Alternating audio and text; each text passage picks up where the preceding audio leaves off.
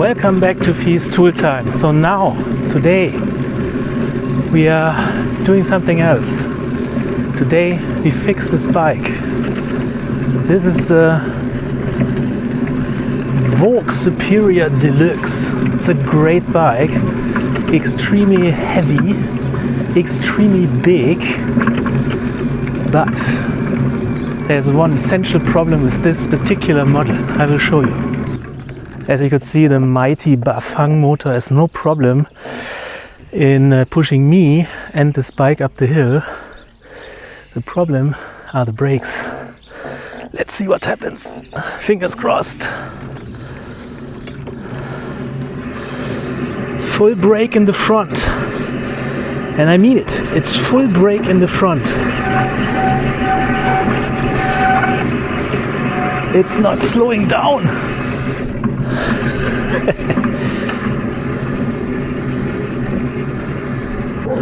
So yeah, very dangerous bike. It has non-hydraulic brakes.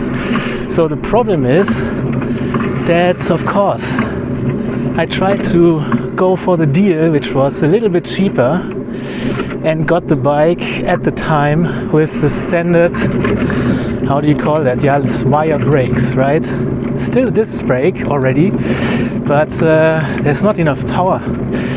So that means to make this fun to ride again and safer, we need to switch from the standard brakes into hydraulic brakes.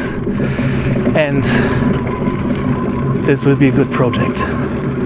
So there's a lot to do, changing 3 brakes, and I want to show you those brakes a little bit up close. So these are the really bad wired standard brakes in the front. Here we have the mighty Bafang M420, an excellent motor. And again in the back another super brake, which is not that super. But I also have to get rid of all the stuff here that is attached to the bike right now. This will take me some time. Let's skip that and see you in a bit. So I have the bike on the side now, and I will try to install the brakes with the wheels on, especially in the back. I do not want to disconnect the gears, the gearbox and this protector of the chain. This will be too much of a hassle. So we will see how this will go. And here you can see underneath there are a lot of cables to loosen and to reconnect. Not sure who installed it like this. So let's see if we can open this up here. That should already be good. Okay. Now I should be able to get it out from the handlebar. Let's see. So the front brake that we just loosened up, I loosened both sides, was mounted here on the right side. This is not standard. I will change that to left, so that it's the same for every bike. But in theory, we should be able to pull this out now. Here it comes. Okay. So this is the brake we want to fit. It's a Tektro Auriga Twin, which is one of the few brakes on the market for these kinds of cargo bikes. The limiting factor here is the length of the hose from the brake lever to the distributor. And I already noticed that this might be too short. I don't think there's enough space. We need to go up on the body of the bike, and then we have enough hose. Because this device comes already assembled, so everything is connected and everything is completely bled. So it's a plug-and-play system, and whereas I know I have to shorten the hose on the rear brake, I want to try to keep this one as intact as possible, because with the deviation there, there's already problems, I think, if I touch this thing. Let's see how it goes. So let's just get rid of the old brakes.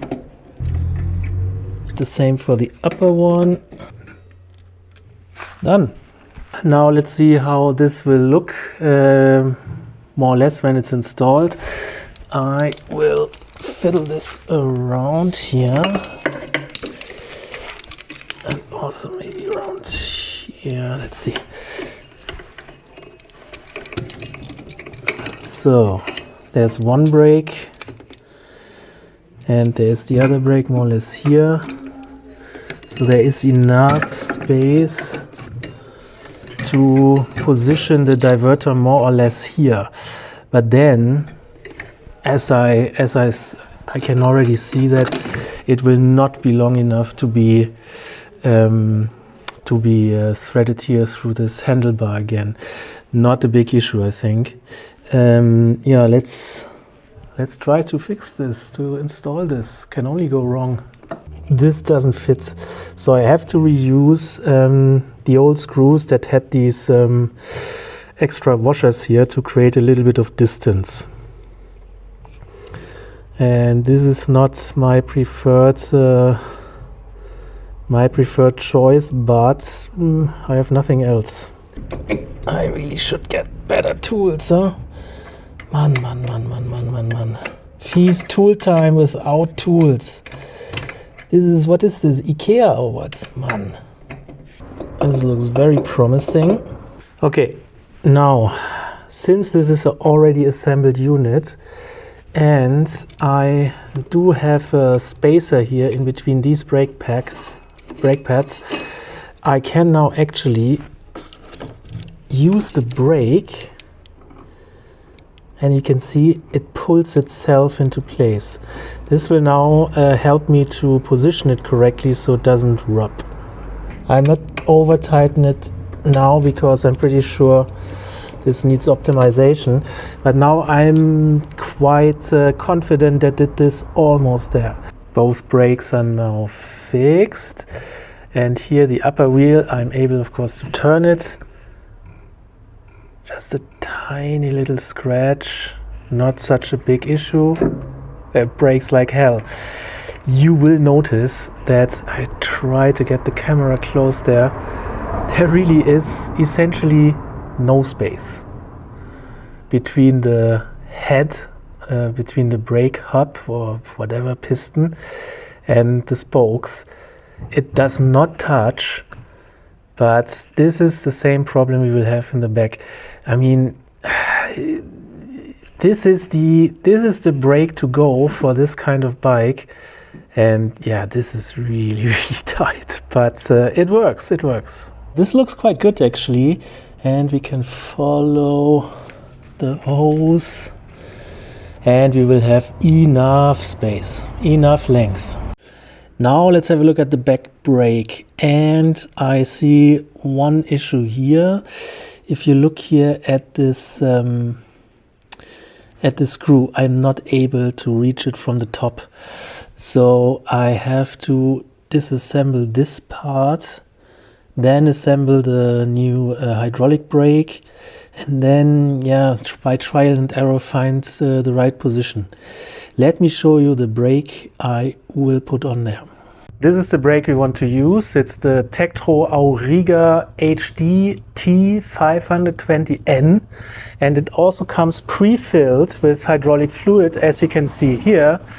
This cable is 2.80 meters long, so quite a lot. If we have to shorten it, I have all the tools for that, and then also to re-bleed the system. Let's get going.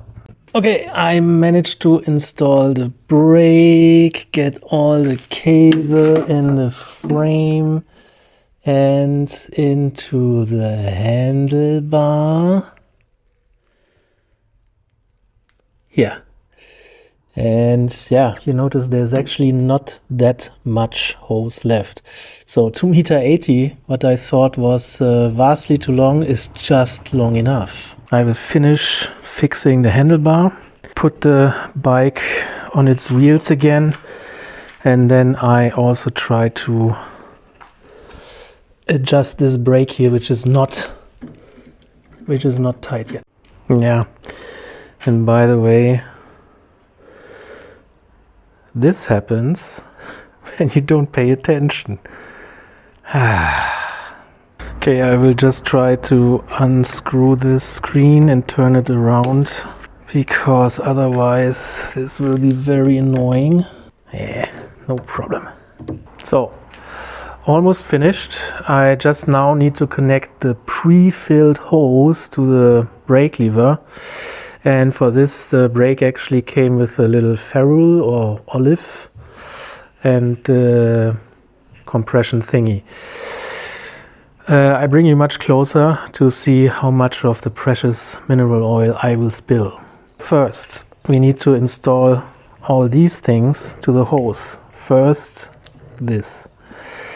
Then the nut. And then the olive. And actually, for Tektro, it's very important to put the olive this way around. And now I just need to open this and attach it very quickly to this. Oh, there's already a spill.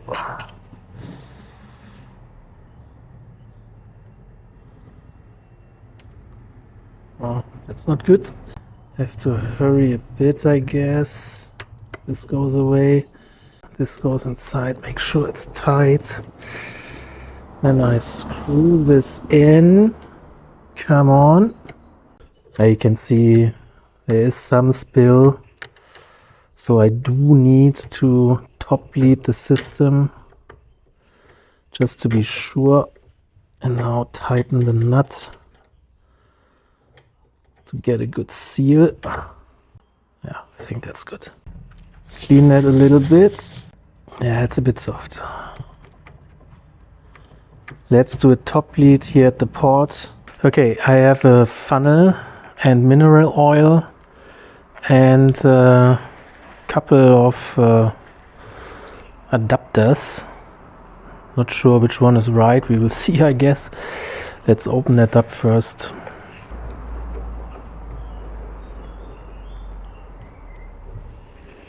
Yeah, looks a bit empty. Found the right adapter. Up. Now just a little bit. Don't need a lot, I guess. And now we pump. Let me bring you closer. See, some bubbles are coming up. It's a very good sign.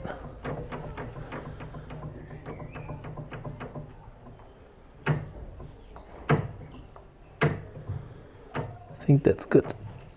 Still, we have this issue with the rear brake. We need to fix it in place in a way that it doesn't rub. I will try to do that. This might take some time. Let's see. So I think I made it. It took me quite some time to wiggle this back brake into place. Still a little bit rubbing, but over time, you know, maybe that goes away. It's really, I'm fed up now. So I think what's left is just to try it out, right? No rubbing sound. That's really nice. This whole thing, took me 4 or 5 hours. There's just so many weird corners and screws and stuff, and you know, if you do it alone, it's always double the time. So in the end I had some help, but let's see how the brakes work. First I will try the rear brake. It could be a bit better. I will double check the bleed. It's definitely much more performant than before. Let's speed up a bit. And again I will do the rear brake.